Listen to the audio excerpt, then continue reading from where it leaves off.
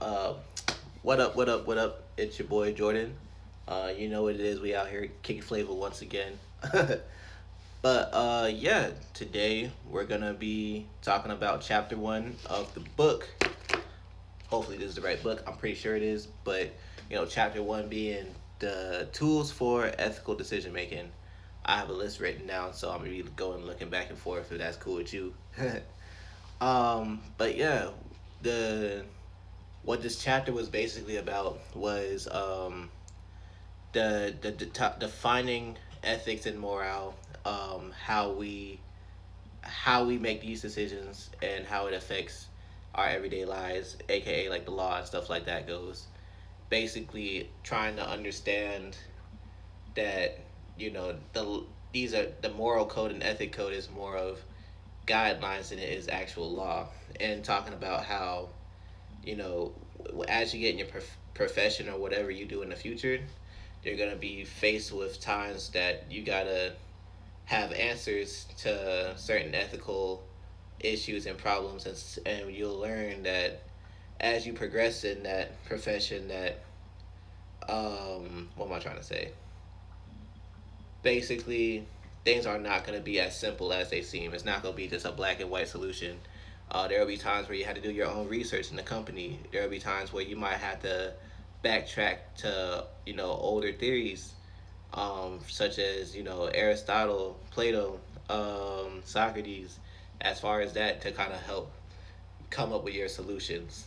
Um, After they explain that, they kind of go into a quick list of um, philosophical theories that that really helped shape our society to what it is today, and it went all the way back to I think like 399 BC, something like that, all the way to the early 2000s, 2010s.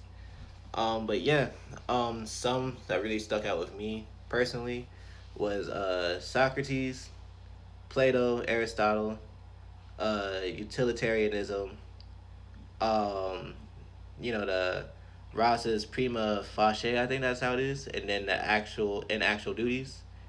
John Rawls' veil of ignorance, and then the ethical decision making, and religion, just like how that corresponds together. Um, and yeah, I don't really have any like issues with the chapter. I think it was pretty easy to understand, very easy to relate to your to what you go through on an everyday basis. But I think the one thing that kind of threw me off is just it was just weird when they were talking about Socrates and like how his life was on the line. He went to prison and got sentenced to death.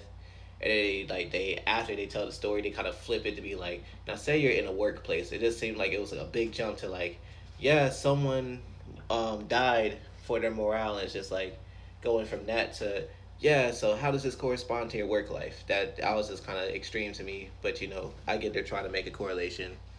Um, I will say I don't really agree with the concept of utilitarianism, for the fact that I feel like for its concept, which is making decisions based on what the pros and the cons will be in the group involved, including yourself, I feel like I can see that as being something that can turn very selfish very quickly. Like for example, I think there was an example somewhere in the book where basically this reporter was working on was thinking about doing a report for the publishing company she's working for, with like an individual or a group of people I can't remember like that.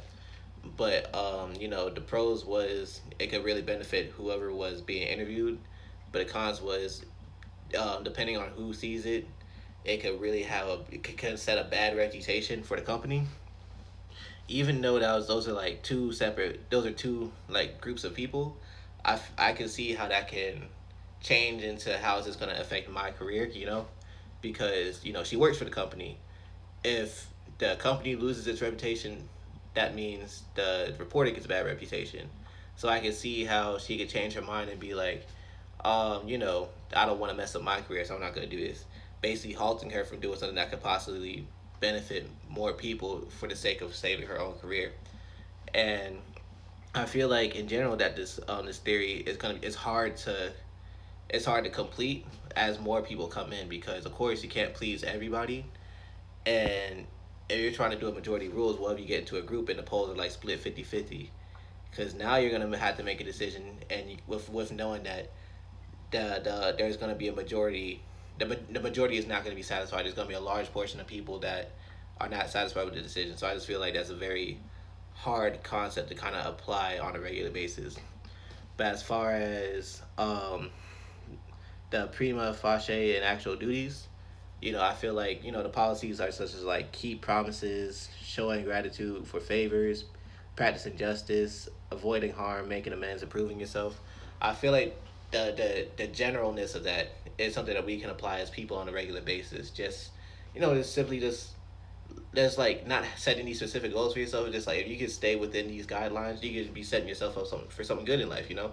I feel like we all can relate to that.